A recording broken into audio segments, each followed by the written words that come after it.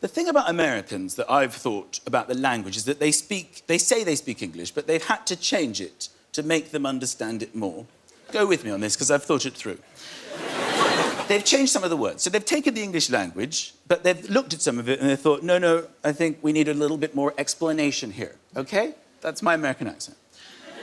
So things like pavement. So they can't work with pavement, so they've changed it to sidewalk. Yeah. They needed more information. They needed to know where they were going to be walking so that they wouldn't get run over. So that's... I didn't think of that. Pavement, sidewalk. So I think there must have been a period of time where they ran with the word pavement, but they kept getting hit by cars.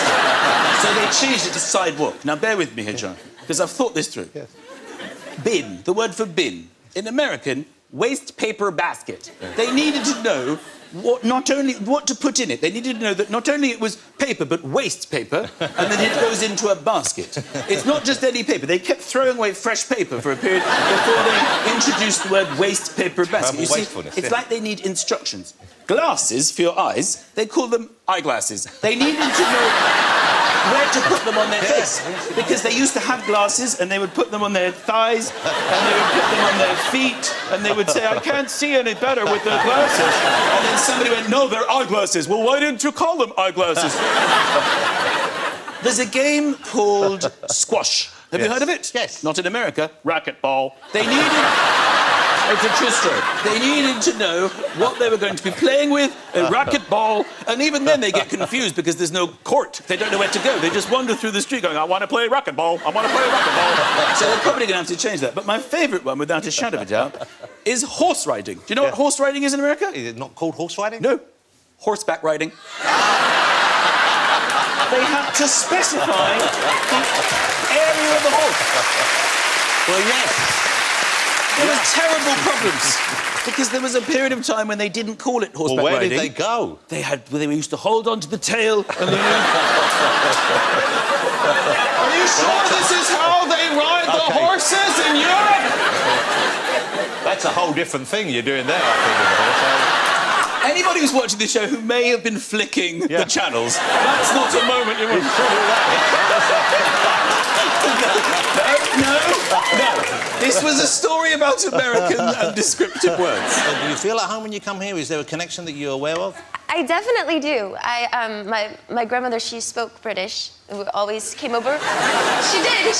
She spoke British. She always said, ooh, ooh, in the morning. And did she have any other words, or was that it? That was quite it, Lily. That's all you need in England, really, to get by. Ooh, yes. So, yeah, she's a lovely lady. OK, and you've been back here before, of course. I know, I've seen you. I saw you here years ago on one of your tours. Mm-hmm. So you must like it here now. Do you like British men? Because I know you're single at the moment. I do. I like the accent, yes. Mm-hmm. Have you... I can pretend. Have you checked out any men while you're here? Have you been checked out by any men? When I say checked out, I mean just admiring glances. But yes. Yeah, observed, yeah. I on the way here, I saw a guy on a motorcycle, and he had a beautiful beard and a motorcycle hat, which was really sexy. A motorcycle hat or a helmet? What helmet. Was it? A helmet? OK, and so you like a man with a beard? Yes. OK. Pretty, I have a beard as well. Oh, my God.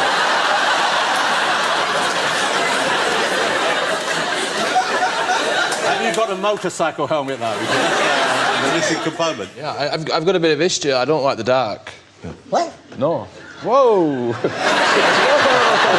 Oh, what are you sleeping? Huh? If you say you got a nightlight, I'm gonna punch you. I'm gonna punch you right now. If you tell me... I wouldn't do that. If you tell me that your big ass sleeps with a nightlight... So ghosts, though. You believe in ghosts? You've seen a ghost? You've heard of ghosts? I didn't like the dark, and I was in Zimbabwe on one of the tours, and one of the lads was, like, telling ghost stories. I didn't like it. Seriously, I ended up, my mate Rob Key, he's, like, quite a portly fellow, he's not the most attractive, but I ended up sleeping with him because I was frightened. It was the worst thing ever, because I was quite a big lad, he was a big lad, and we was in a single bed, and I was spooning him all night. And then the next day, we slept in because I couldn't sleep. Yeah. And I turned up... Well, so even though you had him for comfort, still, the fear of the supernatural... I couldn't let go of him. And then the next day we had a test match, and I turned up quarter of an hour late and got fined because I'd missed quarter of an hour, so it cost me about $2,000. That must have been some ghost story. And my respectability, yeah. I'm picturing somebody telling the ghost story, and Freddie like, that's enough. Yeah. The worst thing is that the lad who told the ghost story, he got fined as well for telling like a 25-year-old man a ghost story. It was just wrong on every level. You're gonna get fined too, Marcus. You know Freddie's scared of ghosts.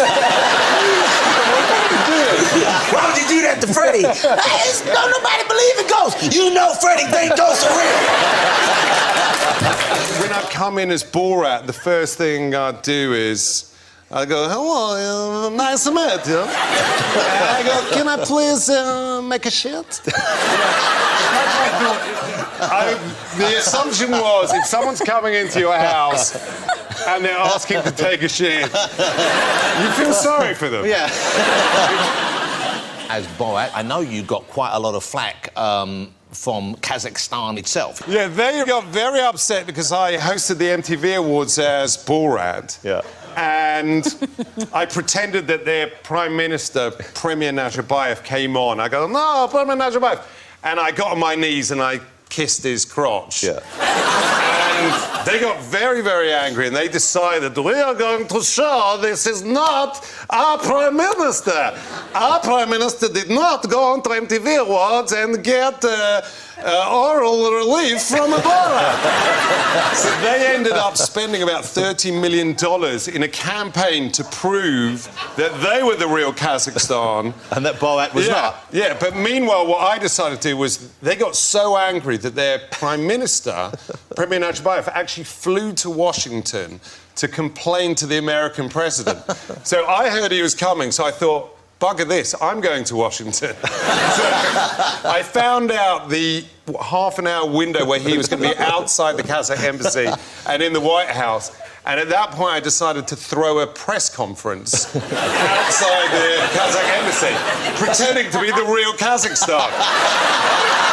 You know, I want to say this is Sacha Cohen, this Jew comedian is not a real Kazakh. He is controlling the media.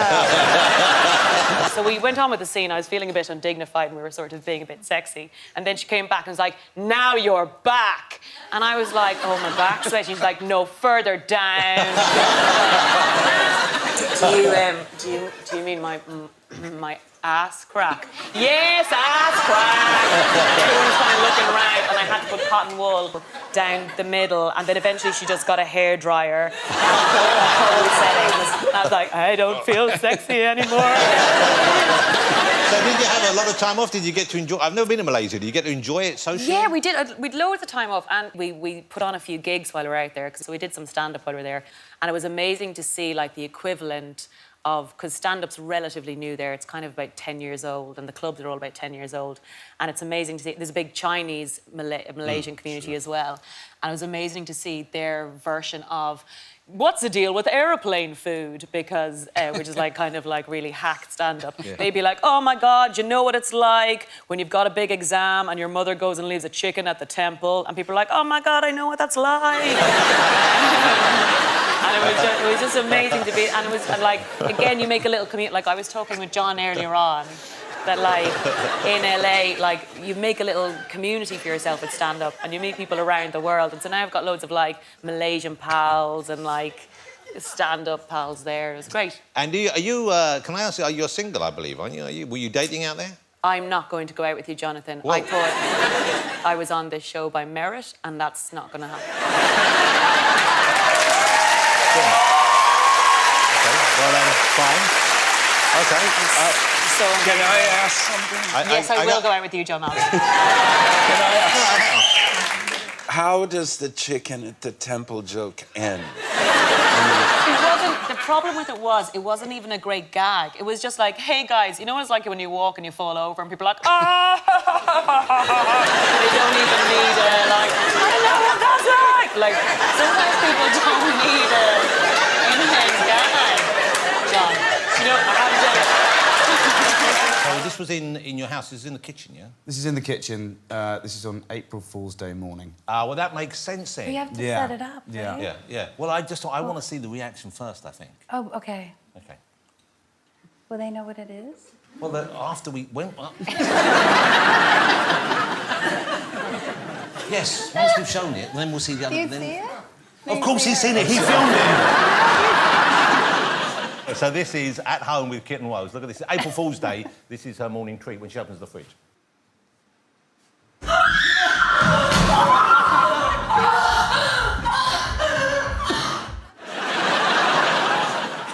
Tune in next week to find out what was in there. OK, so we're going to show you. This is what... So, no, well, talk me through. So, you'd obviously... This had taken a little bit of planning, certainly. Yeah, no, It turns out, now you've seen that she's not a big... Like, my family does April Fools. Her family doesn't do April Fools. Yeah, no date it was, and after that, she was in tears, and I was there going, April Fools? It didn't go down well. Let's have a look. This is the reaction once again.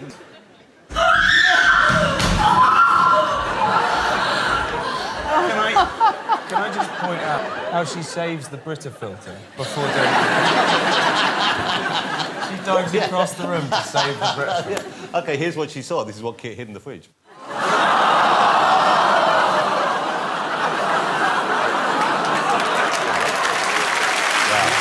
That's pretty, I mean, come on. That's not... Now you see that, her reaction wasn't out of kind of like proportion, was it, really? No. And he came to work and was like bragging about it, about this hilarious thing he did. And we were like, oh, What a shit. OK, so... do you think she... Now, is she in the spirit now, though? Do you think next year she will do something to you? She pretty much told me if I did it ever again, that would be it. And I think that's marriage included. Now, the Biebs is a somewhat divisive figure to many. I like the Biebs. but do you know what? At every phase of the time that I've known him, I've never come out of a situation without an awesome story. And he's now totally sober. He's really good. Like, and we're in Japan, and he'd done a phone commercial that he probably got paid a shit ton for, and I was doing sort of Ramsay money. Yeah. a little bit more, I reckon. But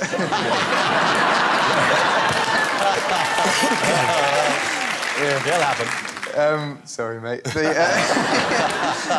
Yeah, and I heard he was in town. I was doing some promo, and he was like, "Yeah, dude, let's hang." And I was like, I don't really want to go out and have loads of paparazzi there. So I was like, well, I know a really good dive bar that's made out of a train carriage that's called Train Bar, that when you ring a bell, you have to buy everyone in the bar a shot, and you're there with loads of rocking Japanese people, and everyone's like, yeah. It's a great fun party. Oh man, it's great, yeah. So I was like, we're going there, and he was like, okay, and he turned up on his own. And I was like, this is cool. So we sat there for a bit. He had water. I did not have water. And then he was like, let's do some karaoke. Not like that, obviously, but...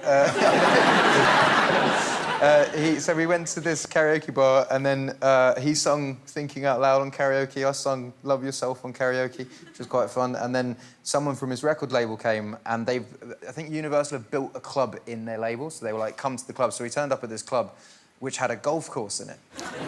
And he lay down on the floor and put a golf ball in his mouth.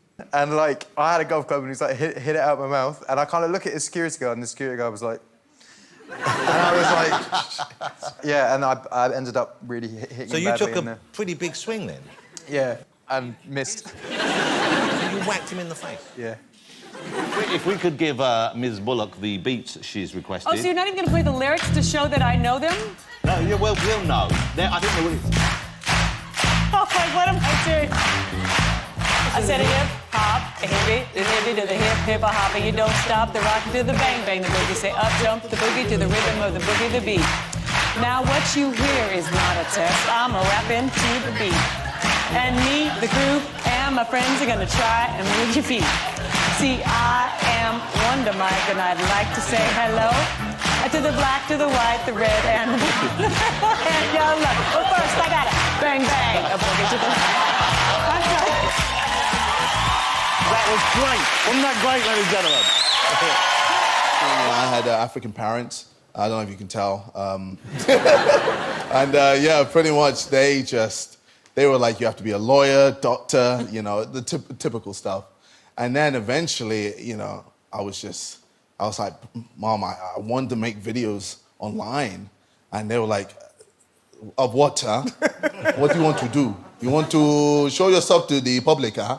And I said, no. I want to just make gaming videos. Well, gaming with your... No.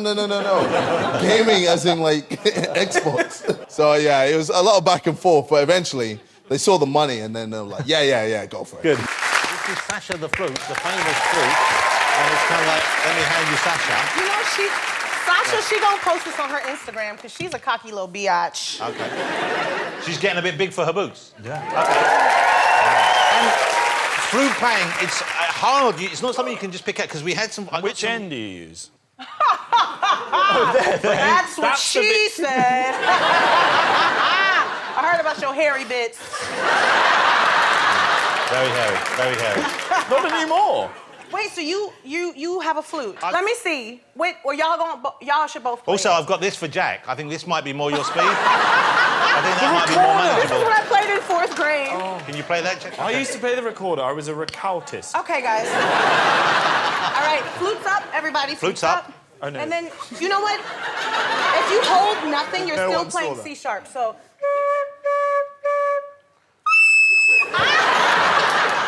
That's awful! The dog just came. Dylan the villain, y'all. Okay. Oh, that's terrible. How do you gotta blow be it? gentle. You gotta push your lips together and blow. You got it? Okay, you guys. All right, y'all ready to play? All right, you ready? Mate, this is broken. That's what they all say. How do you blow? You blow over the top of it. You just have to just... I played that bit. You got that? Hey, but... So you... But, I can't even get a noise out of mine. Really? I mean... Wait, now I need No, to... don't do that. I need to clean it out of all the spit. Okay, good. Would you play us a little something? What could you play us a little demonstration?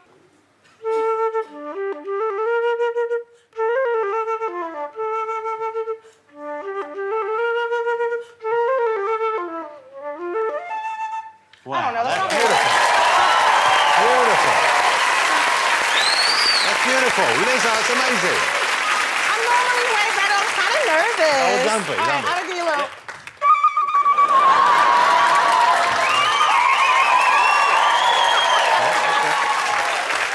That's it. Okay, so... We should give a line to LeFou. Doesn't it start? Gosh, it disturbs me to see you, Gaston. Yeah, all right, all right. Down in the dumps. Yeah, Okay, we'll do it from here. It's fine, I can do it from here anyway.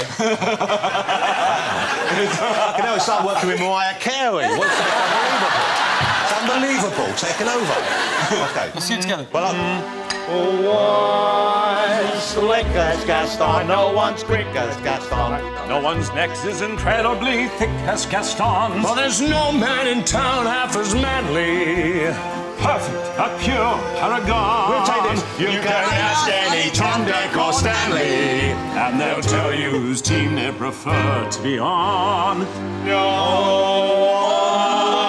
one fights like Gaston, douse his lights like Gaston. In a wrestling match, nobody bites like Gaston. There's no one as pearly and brawny.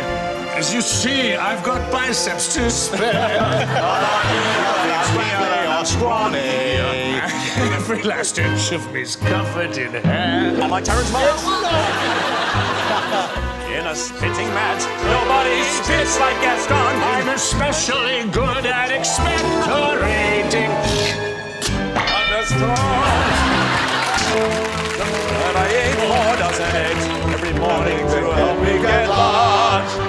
And now that I'm grown, I eat 5 dozen eggs, so I'm roughly the size of a ball.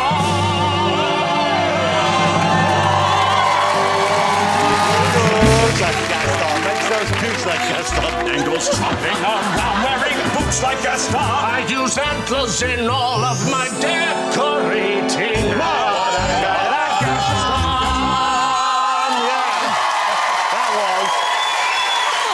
Your mum seems wonderful.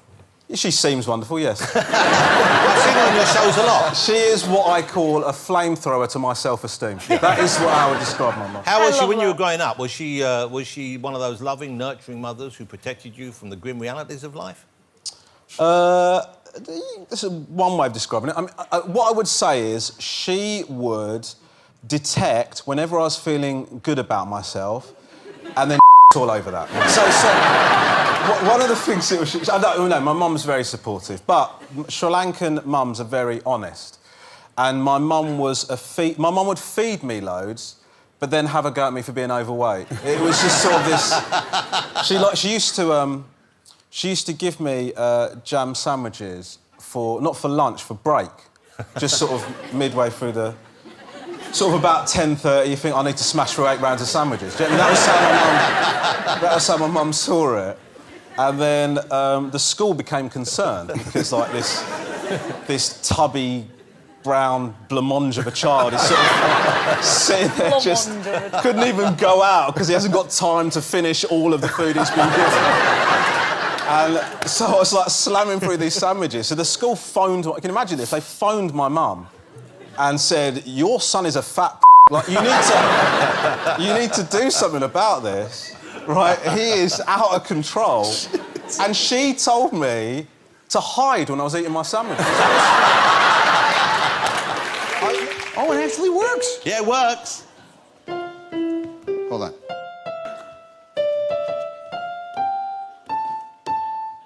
Oh, wow. I'm missing it down here. Wow. We'll start more lower. Here, go ahead. And then we do chopsticks, which is... DNF.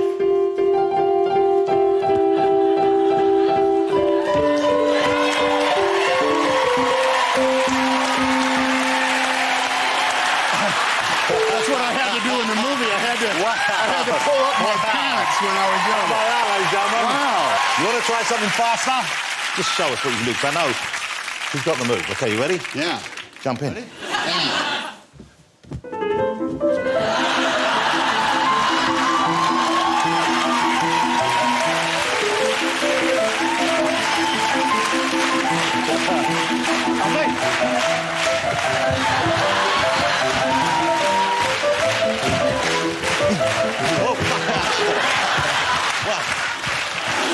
No!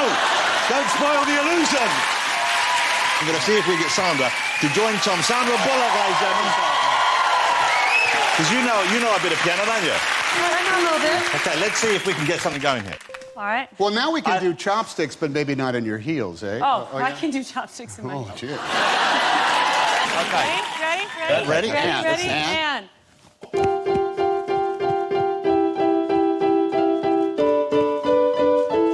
I'm not doing that last part. I mean, basically, the idea was I had a lawyer, and he was actually based in India. We had all these sort of Indian lawyers who... Why is your lawyer based in India? Well, cheaper.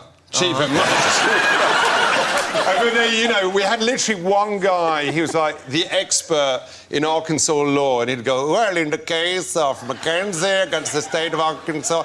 By the way, that was actually the way he spoke, and that became the basis for a character I did in Madagascar, King Julian. I like to move it, you know, so...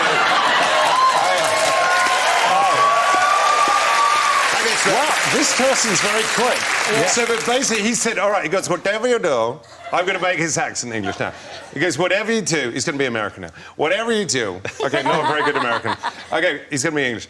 He goes, whatever you do not cross a state line and incite a riot, because that's a federal offence, imprisonable for 5 years.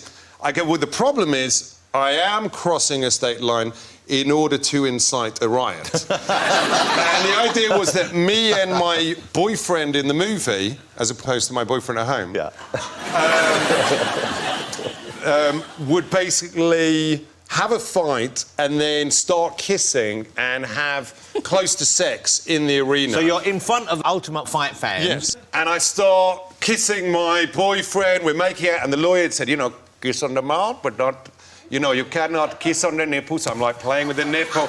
And he'd give me these 15 laws, you know, the finger must not be close to the rectum. Not getting it open. And I got open palm, is open palm all right on the anus? Open palm is fine, you know. And so we start making out, and, you know, all the time his hand's getting a little bit close to my rectum, and I'm taking it off. And then basically these guys started throwing these metal chairs in, and I'm lying with him on the floor, and I'm thinking, I see the first chair land, and I'm thinking, if I lie on my back, I can move him from side to side and touch the chairs. I go, this is easy. But, yeah, got out of it. A lot of women feel that men are prejudiced towards hairy women.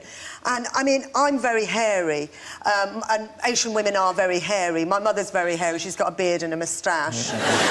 She started to bleach her facial hair. I've told her to stop this now, because when she gets in a lift under the lights, she looks like Father Christmas. And it was all about how to... This is all true. Taron, None of these are jokes, it's just my life. Do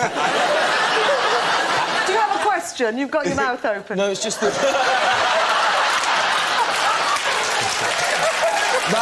that's the natural face I pull when I think about hairy women.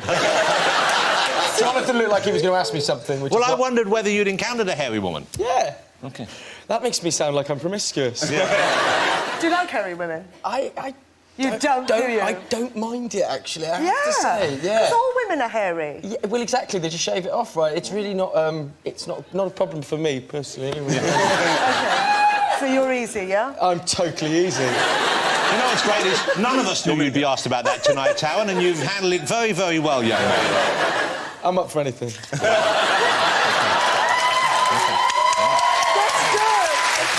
That's the Eddie the Eagle spirit right there.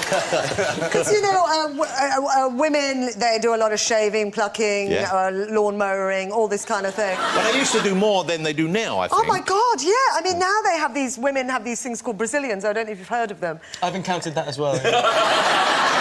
What, you Sorry, Mum. Oh, it wasn't your mum's, was it? What are you talking about?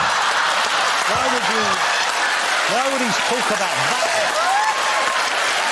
Why would you do that? Wrong, mate. I mean, Has your mum had one? Oh, my word. No, I've no idea. I have no desire to know whether... I can't believe we're talking about my mum's Brazilian. This is... I feel I've stumbled into a nightmare. The Ballon d'Or is FIFA's kind of idea of who is the best overall footballer this last year. Yeah. You have won it 3 times. Lionel Messi has won it 4 times. So you hold that at the moment. And we're coming up in January, I think. They will announce who has it for January, next year. yeah. And obviously you would like it to be you. We'll be in. You know what? If I had have known Sepp Blatter was coming, I would have keeping out. So, what are your estimation of how it might go, and what are your feelings about the result either way? To be honest, I think you're gonna win. Messi gonna win this year. Yeah, but you know it's FIFA. Just you know what I'm saying? How do you get on with Lionel Messi now? I heard you say that you're a little bit closer, you're a bit more relaxed together. You used to see him just as a rival, now you see him more as a human being. I don't have rivals, I don't have. We have a normal relationship. We share this stage there in FIFA 8 years. Yeah.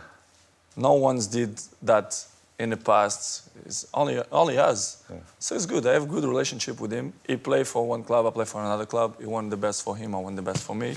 So it's normal. We have a good relationship. You know, we are not home friends, but you know, we respect each other. That looks like a very good relationship, right?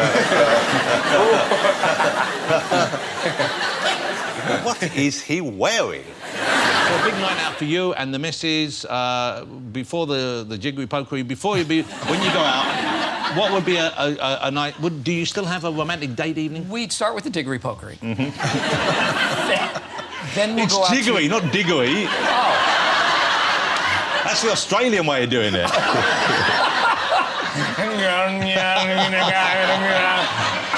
don't want to know what you're blowing there, but I'm pleased you can reach it. I'm glad for you. We go, where do we go? We went to an extremely fancy meal outside of San Francisco, and it was lost on us. Just, you know, the duck foam confit. I was like, I don't know. I'm sure as duck foam goes, this is fantastic. But how late is Burger King? They'll come out on different plates. Yeah. Like they went and shopped at completely different stores for every plate, for every dish. So none of it matched? It wasn't from the same set? I don't... It was just... Again, it was part of the experience. It was part of the allure. Oh, there's a square plate, and now there's a tiny square plate with an enormous dish, and a huge plate with a prawn. And it became... Really, we were trying to guess the next course, like, what size plate is this going to be on? So, and Gordon, what shape? you're listening to all this feedback? You're going to change what you do? You must have gone a bit... There must be things you've served and you thought, oh, you know what, we were swept up in the duck foam fever there, but now that bubble's burst. I mean, there must have been things you've put on plates over the years which you regret. I think back when I first started, when I came back from France, when I opened my first restaurant, Aubergine, back in 1993, it was the foam sort of era, but Everyone not now. loved the foam. Why did people go nuts for the foam back then? I mean, it's a weird texture, and you know, Tana eats... What is this thing? It's a mouthful of air, so it looks weird. And then after 2 or 3 minutes, when it sits there, after your partner's staring at it, it looks gross. It's like sort of toxic scum on a stagnant pool. That's on a good That was actually what it was called. I don't think mine is the right size.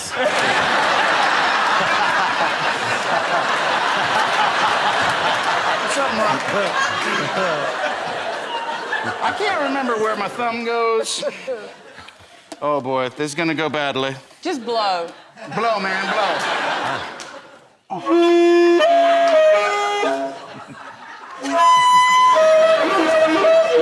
Wow.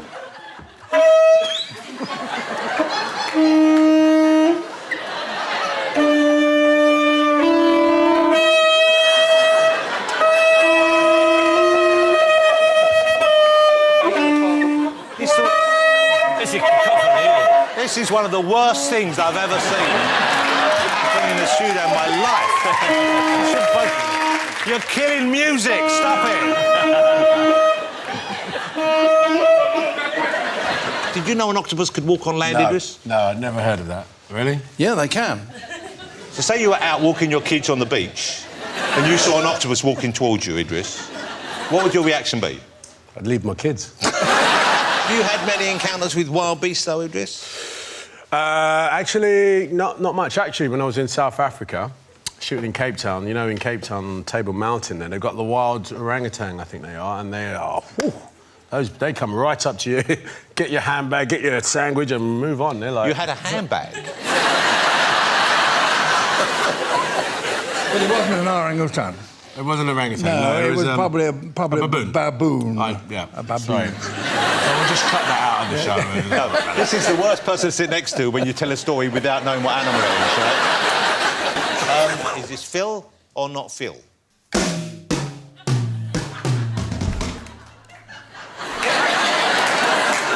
Phil or not Phil? They're saying Phil, OK. I don't think it was me. I'm going to go with the fact that Phil's next Well, to that's me. why you're not going to go first, Phil. You give them too big a I'm clue. sorry. OK, it might have been me. Have you changed your mind, Joe? I think it's EastEnders. I think it's It was EastEnders.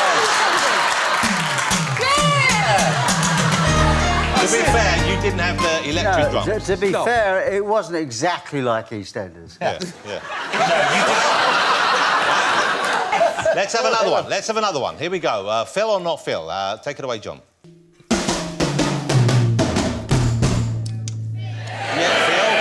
That's an orange band in Belfast, isn't it? Well, let me think about that. Probably the most famous drum sound of all time, I think. Yeah. It's one of the most in popular music, for sure. That is. EastEnders. That was, of course. Let's hear the original. This is In the Air Tonight. Have a listen.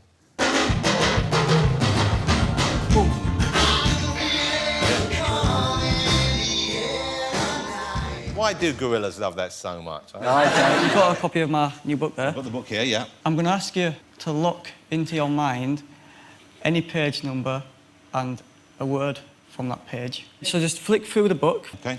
So just stop at a page at random. And then lock a word from that page into your mind. OK. So the page number. Yep.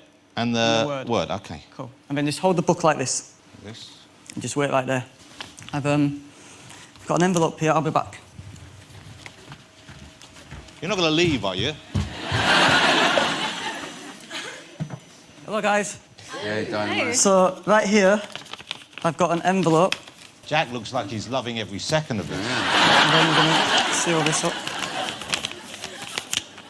And Emma, I want you just to hold on to it like this. Like this? Yeah, just keep it safe. All right, Jonathan, I'm coming back. OK, come on back. This feels like a lot of responsibility. Dynamite's back. I haven't let go of this.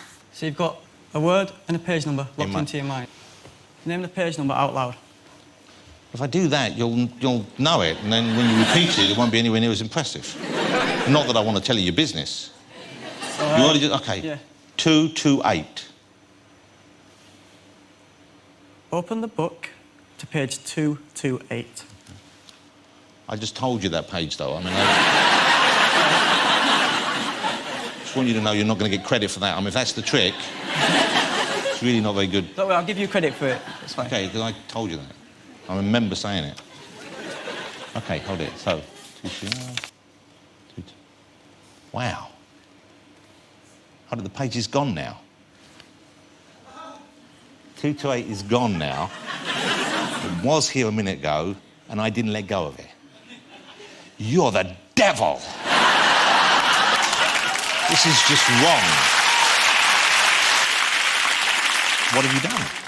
Well, Emma, you've got an envelope between your hands, right? Yeah. I want you to tear it open. And can you reach inside?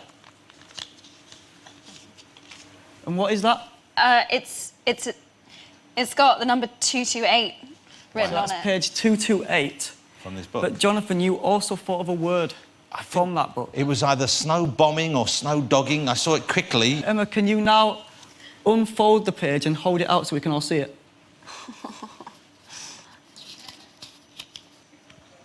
Wow. And you burnt... That was where the word was. That's incredible. That's a great trick. Thank you. I'm assuming it is a trick. It's just what I do. Which is just what I do. What you ruin books? I've never been in the Mile High Club. So wait. Harry, what are you waiting for? Come on, we know the answer.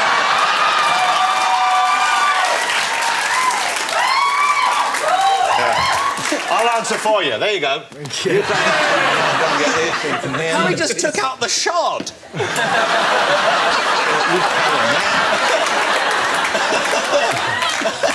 That's hilarious. Oh, God. Well played. OK, no one noticed. OK, I have never been naked in public. No, I've never been... No. It's a choice. That's a choice we all have every morning when we wake up. OK. This is a revealing one. This could be revealing. This is from Sam. Remember, guys, honesty is the key here, all right? I have never smoked a joint.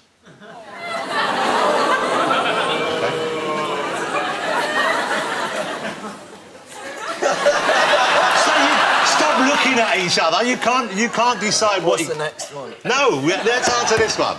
I think we know the answer to this one. Look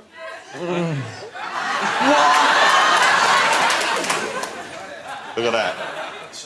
They're just waving it about the place. A big, fat blunt. And I can say, if there are any young people watching, it didn't do anything for me, and I don't recommend it. No, I don't really like it. I tried it, and I didn't very much enjoy it. What do you expect them to do? You've given these paddles, and you really think they're all going to go, yeah, I'm high as a kite. I've done all the drugs. I'll give you complete professionalism under a normal interview situation, but give me a paddle, I'll reveal everything to you. Of course, I've been running. I got up this morning, I was completely naked. Do you think this is what Niall's going to say? I got up this morning, I smoked a big doobie, I danced around in my shower completely naked. And then I ran around naked in the streets. And then I got on an aeroplane and everyone in the room. That's what I did. I was in the loo with a big doobie. And a big doobie in my mouth. Jonathan and Luke completely naked, and guess what? The door was open. I was in public too. That's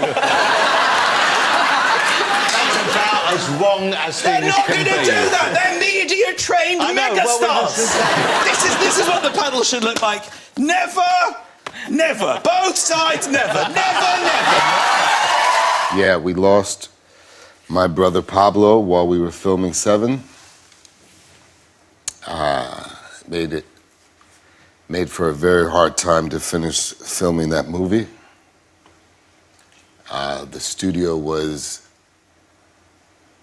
wonderful and exceptional in allowing us to have such a special tribute for him in the end. It's funny because sometimes I'll post a picture on Facebook or talk about Pablo and people will say, you know, just move on. But the relationships in that franchise are so strong and the brotherhood so real that it transcends the experience of making the movie. And you spend 15 years going from being a nobody to somebody with a brother. And then one day he's gone.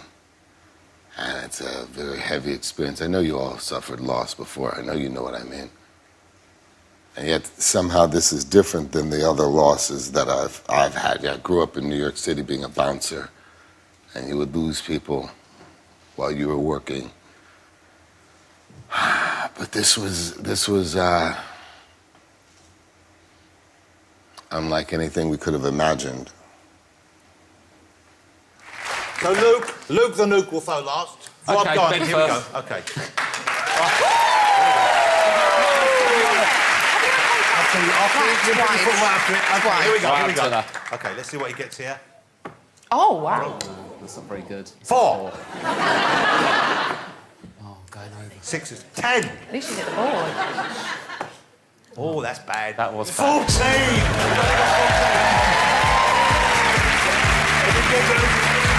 Looks very good. Who wants to go? Come on, Millie. Okay. Bullseye, Bobby Brown. Take your time, take your time. Okay. Oh! Yeah, come on. Did go to 20. Oh. 25, you already beaten his score. And triple. What is that, 7? 7. What's so that? 46 and 14 is 60. Wow! Wow.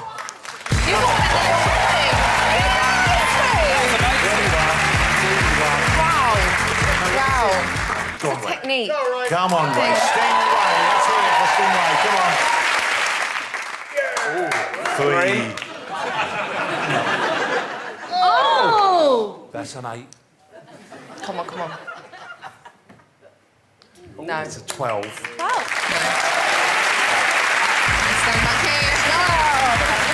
Rob so far got the lowest score. Yeah. Okay, so it's, I think, is it 84 you need? 83. 83, so he requires... No, but I said you require 84. You got to beat him. Yeah. Okay. I'll Hold try. it, Luke. Remember what I told you.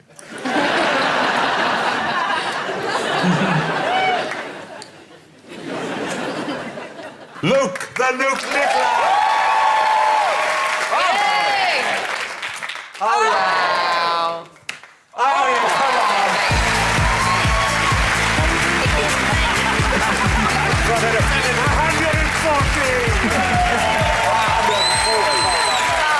Well, you keep telling him the maths. It's like you take your go granddad on. to the shops. You've got £8.40. Nice, sit down again. Mind regards.